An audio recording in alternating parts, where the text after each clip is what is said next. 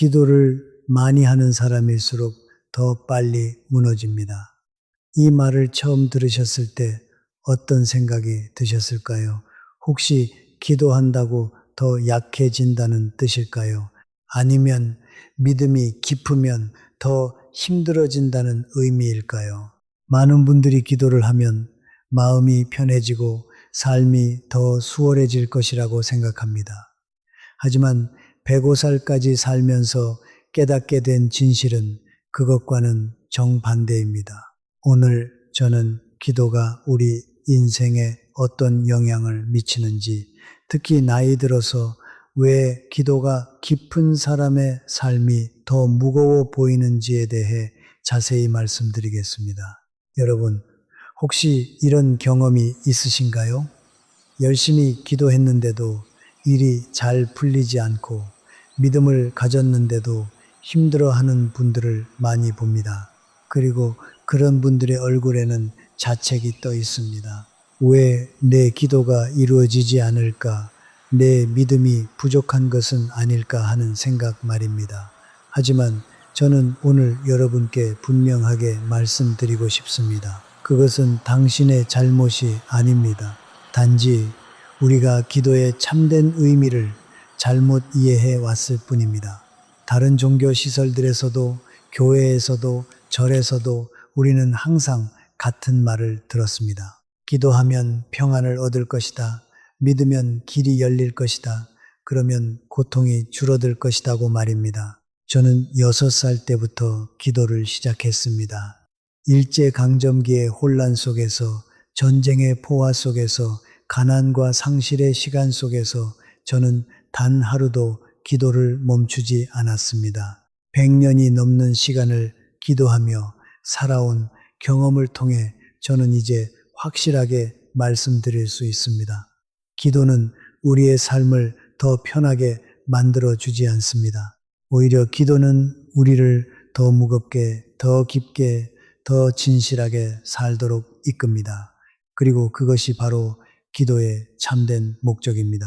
오늘 이 영상에서는 6가지 이유를 통해 설명드리겠습니다. 왜 기도가 깊은 사람의 노년이 더 힘들어 보이는지, 그리고 왜 그 무거움이 실제로는 성숙함의 증거인지를 말입니다. 이것은 단순한 종교 이야기가 아닙니다. 이것은 인간이 어떻게 진정한 자아를 발견하고 어떻게 더 완전한 인간으로 성장하는지에 관한 이야기입니다. 6분만 투자하신다면 기도에 대한 당신의 모든 오해가 풀릴 것입니다. 첫 번째 이유입니다. 기도는 고통을 없애주는 것이 아니라 고통을 온전히 견딜 수 있는 내면의 힘을 키우는 과정이기 때문입니다. 저는 42살이 되던 해에 큰 상실을 경험했습니다. 한국 전쟁이 끝난 직후의 일입니다. 그 시절 저는 학생들을 가르치고 있었는데 그중 한 명의 청년이 있었습니다. 제가 특별히 아껴던 학생이었습니다. 그 청년은 입대하기 사흘 전에 제 연구실을 찾아왔고 이런 질문을 던졌습니다. 교수님, 혹시 하나님은 정말 계신가요? 저는 그때 자신감 있게 대답했습니다. 그렇다, 믿어라, 반드시 돌아올 것이다라고요. 하지만 그 청년은 돌아오지 않았습니다. 그 소식을 들은 그 밤, 저는 무릎을 꿇고 기도했습니다. 그런데 그 기도는 이상했습니다. 보통의 기도처럼 위로가 오지 않았습니다. 평안도 찾아오지 않았습니다. 오히려 그 청년의 얼굴이, 그의 목소리가, 그의 질문이 더욱 선명하게 떠올랐습니다. 저는 그 고통을 피할 수가 없었습니다. 마치 기도가 저를 그 고통 속으로 더 깊이 밀어넣는 것 같았습니다. 그때는 저도 생각했습니다. 이것이 기도의 실패가 아닐까요? 왜 하나님은 제 기도에 응하지 않으실까요? 하지만 지난 수십 년이 지나고 나서야 저는 깨달았습니다. 그날 밤의 기도는 실패한 것이 아니었습니다. 그것은 제가 그 고통으로부터 도망치지 않도록, 그 슬픔을 온전히 마주하도록, 그 무게를 진정으로 짊어지도록 저를 붙잡은 것이었습니다. 기도는 저를 마취시키지 않았습니다. 기도는 저를 더 또렷하게 깨어있게 만들었습니다. 많은 분들이 기도를 진통제처럼 사용합니다. 아프면 기도하고, 두려우면 기도하고, 불안하면 기도합니다. 그리고 기도가 끝나면 그 감각이 조금 무뎌지기를 바랍니다. 처음에는 실제로 그렇게 느껴질 때도 있습니다. 하지만 기도가 깊어질수록, 믿음이 진정으로 뿌리를 내릴수록 그 마취의 효과는 사라집니다. 대신 남는 것은 더 선명한 것입니다. 현실을 있는 그대로 바라보는 눈, 고통을 회피하지 않고 그 안으로 들어가는 용기, 그리고 흔들리면서도 무너지지 않는 내면의 기둥입니다. 이것이 바로 진정한 기도가 만들어내는 힘입니다. 이 힘은 편안한 자리에 앉아서 얻어지는 것이 아닙니다. 이 힘은 고통을 정면으로 통과하는 사람에게만 주어집니다. 그래서 기도를 많이 한 사람이 더 쉽게 무너지는 것처럼 보이는 것입니다. 그들은 감정을 억누르지 않습니다. 슬픔 앞에서 강한 척하지 않습니다. 그들은 울어야 할 때 웁니다. 바로 그렇기 때문에 곁에서 보는 사람들은 그들이 약하다고 생각합니다. 하지만 저는 105년을 살면서 수많은 사람의 마지막을 지켜보았습니다. 그리고 이것만은 분명하게 말씀드릴 수 있습니다. 고통 앞에서 울 수 있는 사람이 고통을 외면하며 강한 척한 사람보다 훨씬 더 오래, 훨씬 더 단단하게 살아남았습니다. 기도는 당신을 강하게 만들기 위해 먼저 당신을 약하게 만듭니다. 이것은 역설이 아닙니다. 이것은 인간이 성숙해가는 가장 정직한 방식입니다.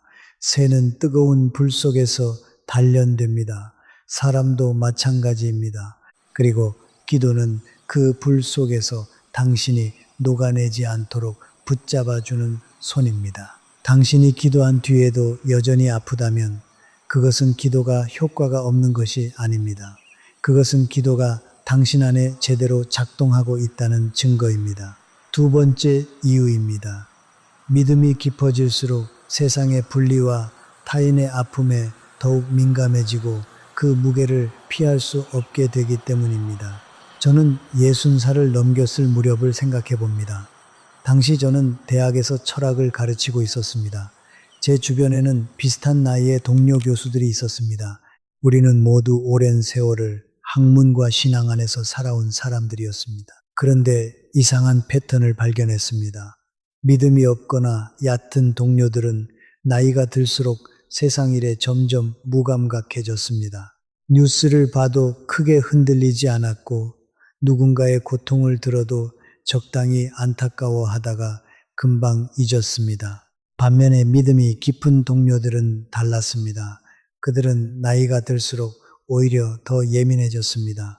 멀리서 들려오는 전쟁 소식에 잠을 이루지 못했고 길에서 마주친 어려운 이들의 눈빛을 며칠씩 잊지 못했습니다. 학생들의 어려운 이야기를 듣고 나서 밥을 제대로 먹지 못하는 날도 있었습니다. 처음에는 저도 그것이 나약함이라고 생각했습니다. 나이가 들면 마음이 단단해져야 한다고, 세상의 아픔에 일일이 흔들리면 자신이 무너진다고 생각했습니다. 하지만 시간이 지나면서 저는 깨달았습니다. 그것은 나약함이 아니었습니다. 그것은 인간의 감수성이 가장 높은 수준으로 발달한 상태였습니다. 믿음이 깊어진다는 것은 단순히 종교적 확신이 강해지는 것이 아닙니다. 그것은 타인의 고통을 자신의 것처럼 느낄 수 있는 능력이 커지는 것입니다. 그리고 그 능력은 축복이지만 동시에 매우 무거운 짐이기도 합니다. 성경에는 이런 말이 있습니다. 많이 받은 자에게는 많은 것이 요구된다고요. 저는 젊었을 때 이 말을 재물이나 능력에 관한 말로 이해했습니다. 하지만 100살이 넘어서야 비로소 깨달았습니다. 가장 큰 선물은 감수성입니다. 타인의 아픔을 느낄 수 있는 마음, 세상의 분리에 분노할 수 있는 양심, 그리고 그것을 외면하지 못하는 책임감입니다. 이것이 바로 믿음이 깊은 사람에게 주어지는 선물이고 동시에 그들이 짊어져야 하는 무게입니다. 세 번째 이유입니다. 진정한 신앙은 안락함을 주는 것이 아니라 더 높은 도덕적 기준과 삶의 책임을 요구하기 때문입니다. 저는 평생 많은 사람들이 신앙을 찾는 이유를 지켜보았습니다.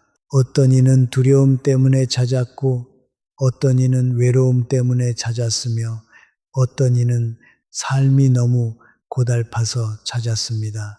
그리고 그들 중 많은 이들은 신앙이 자신의 삶을 더 편안하게 만들어 줄 것이라고 기대했습니다.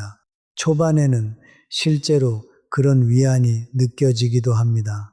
기도하면 마음이 가볍고 예배를 드리면 따뜻함이 느껴집니다. 하지만 그 신앙이 진짜로 뿌리를 내리기 시작하면 그때부터 삶은 오히려 더 복잡해집니다.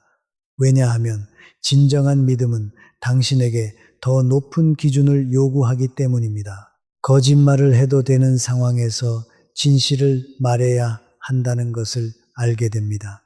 모른 척 해도 되는 상황에서 눈을 감을 수가 없게 됩니다. 보복해도 이해받을 수 있는 상황에서 용서를 선택해야 한다는 것을 깨닫습니다. 믿음이 없는 사람들은 이런 것들을 선택하지 않아도 됩니다. 하지만 믿음이 깊은 사람은 그 기준 앞에서 매일 자신을 돌아보아야 합니다. 그리고 그 돌아봄은 결코 편안한 과정이 아닙니다. 저는 젊었을 때 이런 생각을 한 적이 있습니다. 신앙이 없는 사람들이 오히려 더 자유롭게 사는 것처럼 보인다고요. 그들은 양심의 가책 없이 자신의 이익을 추구하고 타인의 고통에 무감각하게 지나쳐도 잠을 잘 잡니다. 반면에 저는 작은 실수 하나에도 며칠씩 괴로워하고 타인의 아픔을 외면했을 때 가슴이 무거워집니다. 그때에는 저도 이것이 불공평하다고 생각했습니다. 하지만 지금의 저는 다르게 생각합니다. 그 예민함, 그 무거움, 그 끊임없는 자기 성찰이 바로 제가 인간으로서 살아있다는 증거였습니다. 무감각하게 사는 것은 편안할 수 있습니다. 하지만 그것은 서서히 내면이 텅 비어 가는 과정이기도 합니다. 반면에 믿음 안에서 더 높은 기준을 붙들고 사는 것은 고단합니다. 하지만 그 고단함은 당신을 점점 더 깊은 사람으로 만들어줍니다. 더 넓은 사람으로, 더 따뜻한 사람으로, 더 진짜 인간으로 만들어줍니다. 편안함을 원했다면 신앙을 선택하지 말았어야 했습니다. 하지만 진짜 인간으로 살고 싶었다면 그 무거움은 피할 수 없는 것이었습니다. 우리가 살아야 할 더 높은 기준이 있다는 것을 아는 것, 그것이 신앙입니다. 네 번째 이유입니다. 기도는 현실을 도피하게 하는 것이 아니라 오히려 현실의 고통과 더 깊이 마주하게 만드는 힘이 있기 때문입니다. 많은 사람들이 기도를 도피처로 사용합니다. 현실이 너무 힘들 때, 감당하기 어려운 문제가 닥쳤을 때 사람들은 무릎을 꿇고 기도합니다. 그리고 그 기도가 끝나면 마치 문제가 사라진 것처럼 혹은 사라질 것처럼 느껴지기를 바랍니다. 저도 젊은 시절에는 그랬습니다. 기도를 마치고 일어서면 세상이 조금은 달라져 있기를, 그 무거운 짐이 조금은 가벼워져 있기를 간절히 바라곤 했습니다. 하지만 기도가 깊어질수록, 그리고 믿음이 진짜로 뿌리를 내릴수록 저는 이상한 경험을 하기 시작했습니다. 기도를 마치고 일어서면 문제가 사라지는 것이 아니라 오히려 그 문제가 더 선명하게 보이기 시작했습니다. 외면했던 갈등이 더 또렷하게 떠올랐고 미루어 두었던 결단이 더 급박하게 느껴졌습니다. 처음에는 이것이 기도를 잘못하고 있는 것이라고 생각했습니다. 하지만 시간이 지나면서 저는 깨달았습니다. 그것이 바로 진정한 기도가 하는 일이라는 것을요. 진정한 기도는 현실을 흐릿하게 만드는 것이 아닙니다. 진정한 기도는 현실을 더 선명하게 보여줍니다. 내가 회피하고 있는 것이 무엇인지, 내가 두려워하는 것이 무엇인지, 내가 정말로 직면해야 하는 것이 무엇인지를 기도는 조용히 드러냅니다. 그래서 기도를 많이 한 사람은 현실로부터 멀어지는 것이 아니라 현실 속으로 더 깊이 들어가게 됩니다. 그리고 그것은 분명히 더 고단한 삶입니다. 저는 80살이 넘었을 무렵 오랜 친구 하나가 세상을 떠났습니다. 그는 평생 믿음 없이 살았지만 매우 현실적이고 영리한 사람이었습니다. 그의 장례식을 마치고 돌아오는 길에 저는 오래 생각했습니다. 그는 살아있는 동안 단 한 번도 실존적인 고통 앞에서 오래 머물지 않았습니다. 불편한 질문은 빠르게 외면했고 답이 없는 고통은 술 한 잔으로 덮어버렸습니다. 그 방식이 나쁘다는 것이 아닙니다. 다만 그는 자신의 삶에서 가장 깊은 곳에 한 번도 내려가 보지 못한 채 세상을 떠났다는 생각이 들었습니다. 기도는 저를 그 깊은 곳으로 반복해서 데려갔습니다. 고통스럽게, 그러나 반드시 필요한 방식으로요. 이제 그 친구의 영혼을 위해서 저는 더 깊이 기도합니다. 그가 생전에 마주하지 못했던 그 깊은 곳으로 그 친구도 인도되기를, 그리고 그곳에서 비로소 진정한 평온을 찾게 되기를 바라면서 말입니다. 5번째 이유입니다. 믿음이 깊은 사람은 주변에 고통받는 이들을 외면하지 못하는 감수성을 갖게 되어 많은 짐을 스스로 짊어지게 되기 때문입니다. 저는 100살이 넘어서도 여전히 주변 사람들의 이야기를 듣습니다. 찾아오는 이들이 있으면 만나고 편지가 오면 읽습니다. 많은 분들이 걱정스럽게 묻습니다. 이 나이에 왜 그렇게 남의 짐을 지려 하느냐고, 그냥 편안히 쉬어도 된다고요. 하지만 저는 그렇게 할 수가 없습니다. 그것은 의지의 문제가 아닙니다. 누군가의 고통을 들으면 그냥 지나칠 수가 없는 것이 제 안에 깊이 새겨져 있습니다. 그리고 그것은 평생의 기도가 제 안에 만들어 놓은 것입니다. 믿음이 깊은 사람은 타인의 고통에 대한 감수성이 매우 예민합니다. 그것은 훈련된 것이기도 하지만 동시에 오랜 기도가 만들어낸 내면의 변화이기도 합니다. 그들은 길에서 힘들어 보이는 사람을 그냥 지나치지 못합니다. 가족 중 누군가 어려움에 처하면 자신의 편안함을 내려놓습니다. 누군가 외롭다고 하면 자신의 시간을 내어줍니다. 그리고 이 모든 것들이 쌓이면 그 사람의 삶은 객관적으로 볼 때 훨씬 더 무겁고 복잡해집니다. 세상 사람들의 눈에는 그것이 어리석어 보일 수 있습니다. 왜 자신의 노년을 편안히 누리지 않고 남의 짐을 지느냐고요. 하지만 저는 이렇게 생각합니다. 짐을 지지 않는 사람은 편안할 수 있습니다. 하지만 그 편안함은 점점 텅 빈 편안함이 됩니다. 반면에 타인의 짐을 함께 지는 사람은 고단하지만 그 고단함 안에서 자신이 살아있음을 가장 선명하게 느낍니다. 인간은 혼자서는 완성될 수 없는 존재입니다. 우리는 서로의 고통을 나눌 때 비로소 온전해집니다.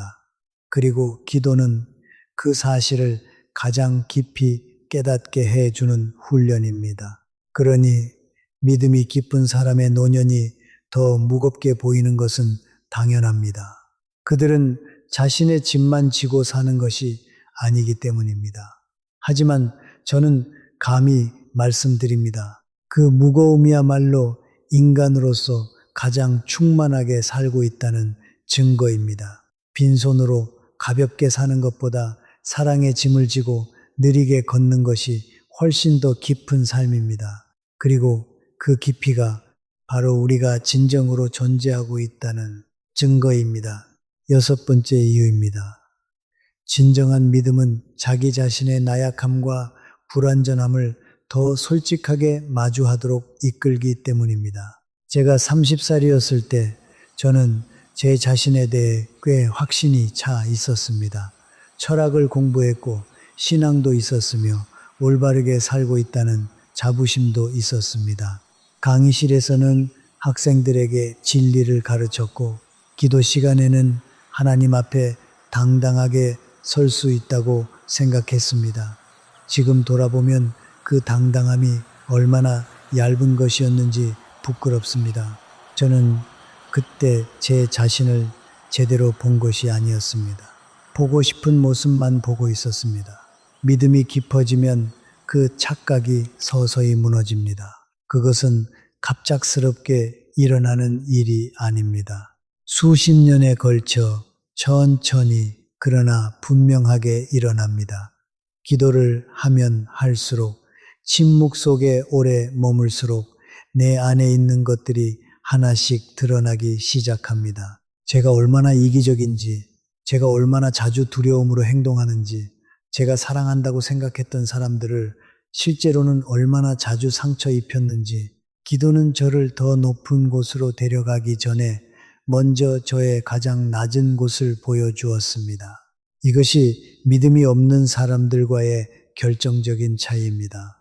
믿음이 없거나 얕은 사람은 자기 자신을 보는데 그다지 엄격하지 않습니다.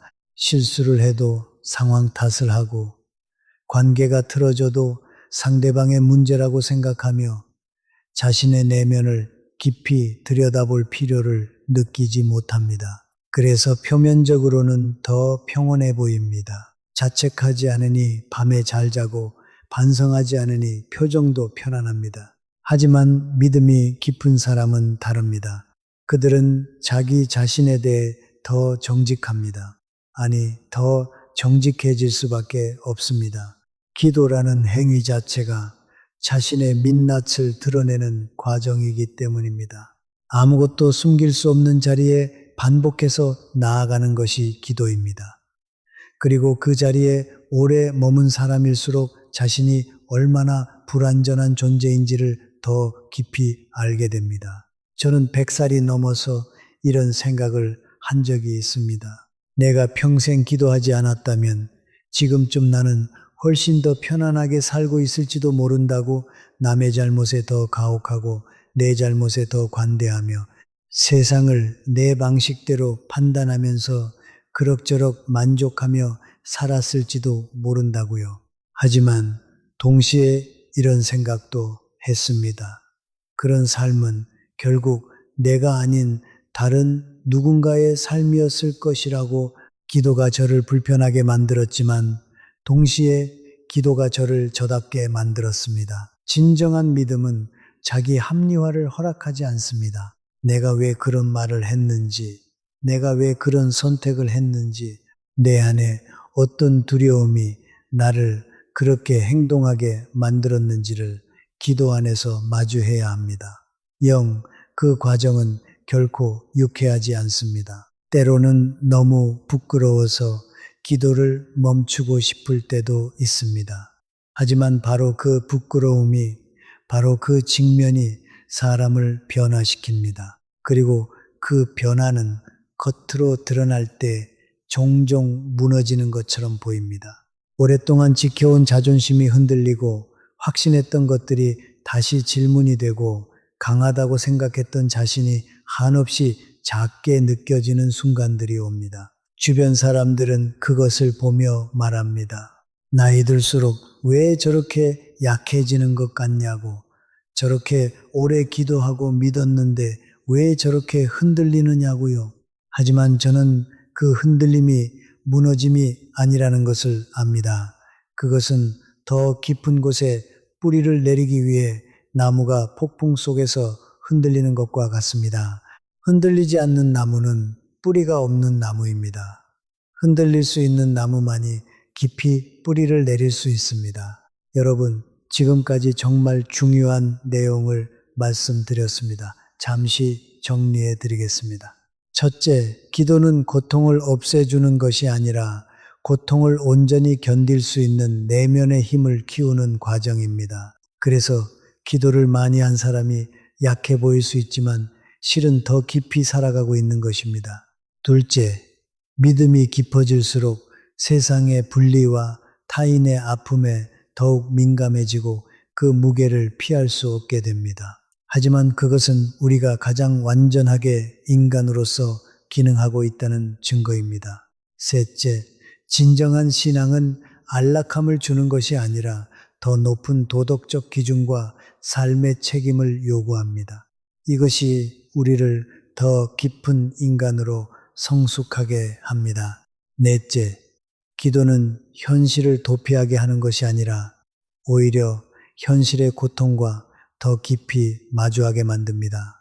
진정한 기도는 현실을 더 선명하게 보여주는 것입니다. 다섯째, 믿음이 깊은 사람은 주변에 고통받는 이들을 외면하지 못하는 감수성을 갖게 되어 많은 짐을 스스로 짊어지게 됩니다. 하지만 바로 그것이 가장 충만하게 살고 있다는 증거입니다. 여섯째, 진정한 믿음은 자기 자신의 나약함과 불완전함을 더 솔직하게 마주하도록 이끕니다. 그것이 우리를 계속 성장하게 만드는 가장 중요한 힘입니다.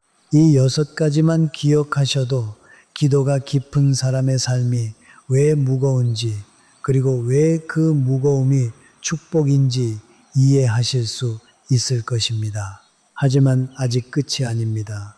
다음은 더욱 중요한 내용입니다. 계속 시청해 주세요.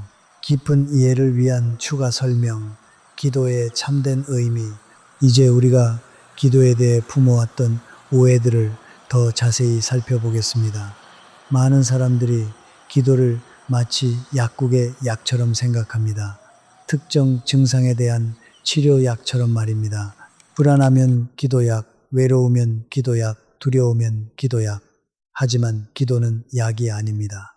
기도는 우리의 내면을 어떻게 변화시킬 것인가 하는 기나긴 여행입니다. 저는 105년을 살면서 간단한 진실을 하나 깨달았습니다. 그것은 우리가 변해야 하는 것은 외부 상황이 아니라 우리의 내부 상태라는 것입니다. 너무 많은 사람들이 외부를 바꾸기 위해 기도합니다. 나쁜 일이 일어나지 않기를, 좋은 일만 일어나기를, 고통이 사라지기를 바라면서요. 하지만 정말로 우리가 기도해야 할 것은 그런 것이 아닙니다. 우리가 기도해야 할 것은 나 자신입니다. 나라는 사람이 어떤 사람이 될 것인지, 어떤 가치관을 가질 것인지, 어떻게 다른 사람들과 관계를 맺을 것인지에 대한 것입니다. 기도는 우리를 그 질문 앞으로 데려갑니다. 그리고 그 질문에 진실하게 답하려고 노력할 때 우리는 비로소 변화하기 시작합니다. 기도의 영적 경험과 현실의 관계. 제가 50대일 때 깊은 영적 경험을 한 적이 있습니다. 기도하는 중에 갑자기 광대한 우주의 일부로서 자신을 느끼는 순간이었습니다. 마치 모든 것이 하나로 연결되어 있고 모든 고통이 통합되고 모든 기쁨이 공유되는 그런 순간이었습니다. 그 순간은 너무나 아름다워서 그 감정 속에 영원히 머물고 싶었습니다. 하지만 다음날 아침이 오면 그 경험은 사라졌습니다. 다시 일상이 돌아왔고, 다시 불편함이 찾아왔고, 다시 선택의 순간들이 찾아왔습니다. 그때 저는 처음으로 이해했습니다.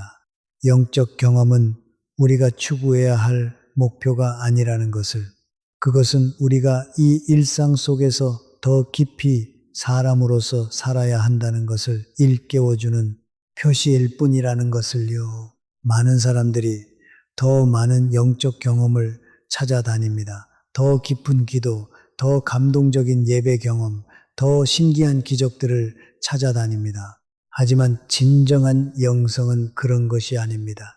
진정한 영성은 일상에 있습니다. 당신이 오늘 하루 동안 얼마나 정직하게 살았는지, 얼마나 다른 사람들을 존중했는지, 얼마나 자신의 두려움에 맞서웠는지, 이것이 진정한 영성입니다.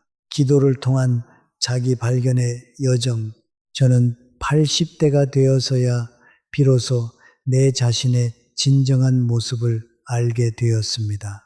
그것은 매우 겸손한 모습이었습니다. 내가 알고 있던 것보다 훨씬 더 부족한 모습이었습니다. 내가 생각했던 것보다 훨씬 더 이기적인 모습이었습니다. 하지만 동시에 그것은 해방이었습니다. 더 이상 거짓된 자신을 지킬 필요가 없었기 때문입니다. 기도는 우리를 그 거짓된 자아로부터 해방시킵니다. 우리가 남에게 보여주기 위해 만들어 온 가면을 벗기게 합니다. 그리고 그 가면이 벗겨질 때 처음에는 두렵고 부끄럽습니다. 하지만 시간이 지나면 그것은 가장 큰 해방이 됩니다. 우리가 더 이상 가짜가 아니라 진짜로서 살 수 있기 때문입니다. 저는 105살이 된 지금도 여전히 제 안에서 부끄러운 것들을 발견합니다. 여전히 이기적인 마음이 올라올 때가 있고 여전히 두려움이 저를 움츠어들게 할 때가 있습니다. 하지만 이제는 그것을 발견했을 때 당황하지 않습니다. 오히려 감사합니다. 그것을 볼 수 있다는 것이 아직 내가 살아있고 아직 내가 성장하고 있다는 증거이기 때문입니다. 완성된 사람은 더 이상 배울 것이 없는 사람입니다.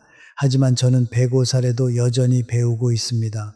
그리고 그것이 기도가 제게 준 가장 큰 선물입니다. 기도와 공동체의 의미. 제가 젊었을 때는 기도를 개인적인 영역이라고 생각했습니다. 내 영혼과 하나님과의 관계라고만 생각했습니다. 하지만 시간이 지나면서 저는 깨달았습니다. 진정한 기도는 결코 개인적일 수 없다는 것을요. 누군가를 위해 기도할 때, 공동체를 위해 기도할 때 우리는 비로소 기도의 진정한 의미를 알게 됩니다. 저는 90대가 되었을 때 매일 아침 제 주변의 사람들을 위해 기도하기 시작했습니다.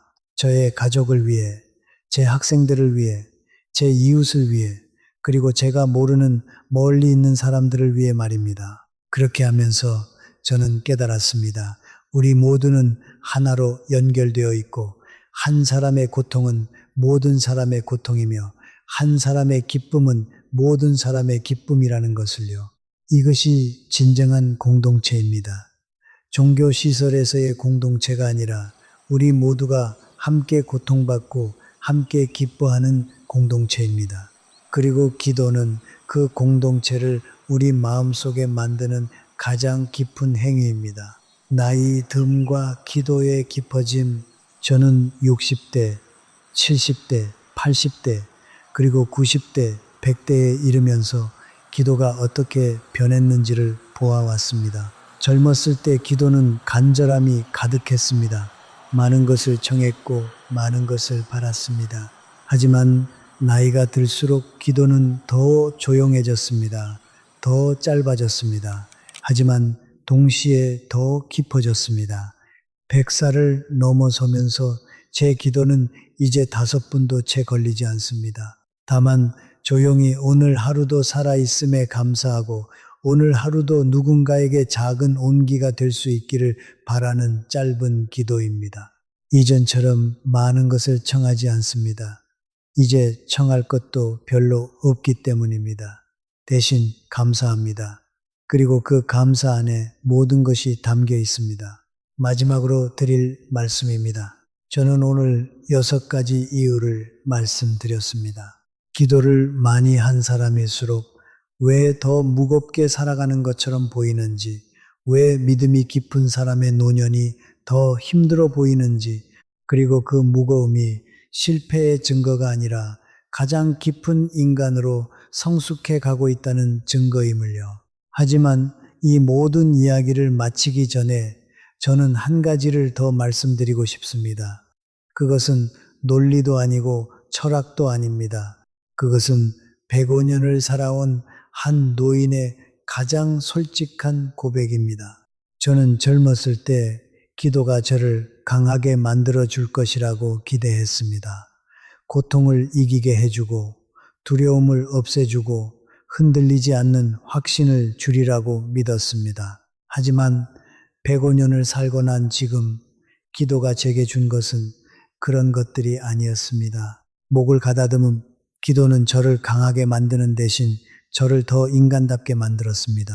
더 많이 느끼고, 더 깊이 사랑하고, 더 솔직하게 나 자신을 바라볼 수 있는 사람으로 만들었습니다. 그리고 지금의 저는 그것이 강함보다 훨씬 더 귀한 것임을 압니다. 당신이 만약 평생 기도하며 살아왔는데도 삶이 여전히 무겁다면 그 무거움을 부끄러워하지 마십시오.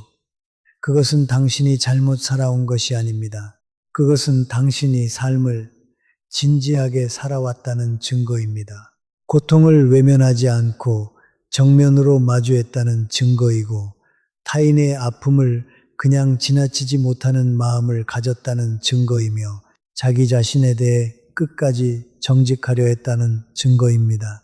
그런 삶은 겉으로는 힘들어 보일 수 있습니다. 하지만 그 안에는 어떤 편안한 삶에서도 찾을 수 없는 깊이와 온기가 있습니다. 저는 많은 사람의 마지막을 지켜보았습니다. 편안하게 살다가 편안하게 떠난 사람도 있었고, 무겁게 살다가 조용히 떠난 사람도 있었습니다. 그리고 그들이 마지막 순간에 남긴 것들을 보면서 저는 분명히 알게 되었습니다.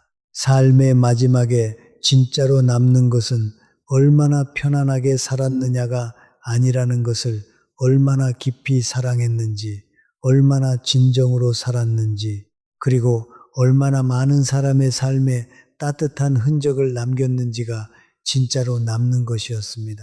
기도하며 산 사람들은 대부분 그런 흔적을 남겼습니다. 무겁게 살았지만 깊게 살았습니다. 힘들었지만 영혼은 밝았습니다. 그 빛이 지금도 많은 사람들의 길을 밝혀주고 있습니다. 당신에게 드리는 말씀입니다.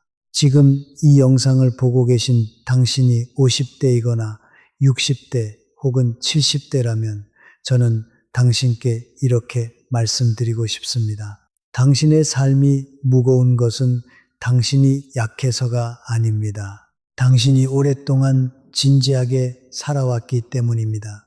그 무게를 내려놓으려 하지 마십시오. 다만 그 무게를 다르게 바라보십시오. 그것은 당신이 인간으로서 가장 충만하게 살아왔다는 표시입니다. 그리고 그 충만함은 앞으로도 계속될 것입니다. 기도가 멈추지 않는 한 삶도 멈추지 않습니다. 우리가 멈추지 않는 한 성장도 멈추지 않습니다. 저는 이제 105살입니다. 아침에 눈을 뜨면 여전히 기도합니다. 예전처럼 길고 간절한 기도는 아닙니다. 다만 조용히 오늘 하루도 살아있음에 감사하고, 오늘 하루도 누군가에게 작은 온기가 될 수 있기를 바라는 짧은 기도입니다. 그 기도는 제 삶을 더 편안하게 만들어주지 않습니다. 하지만 그 기도는 제가 오늘도 인간으로서 살아가고 있다는 것을 확인시켜 줍니다. 그리고 그것으로 충분합니다. 믿음이 깊을수록 삶은 더 무거워 보입니다. 하지만 그 무거움 안에는 세상에서 가장 조용하고 단단한 평화가 숨어 있습니다. 그 평화는 고통이 없는 상태가 아닙니다. 고통한 가운데서도 흔들리지 않는 내면의 중심입니다. 기도는 바로 그 중심을 만들어 주는 일입니다. 평생에 걸쳐 천천히, 그러나 반드시요. 삶은 화려한 축제가 아닙니다. 삶은 조용한 순례입니다. 그리고 기도는 그 순례의 길 위에서 우리가 결코 혼자가 아님을 상기시켜주는 가장 오래된 언어입니다. 굳이 그 언어를 놓지 마십시오. 그 무거움을 두려워하지 마십시오.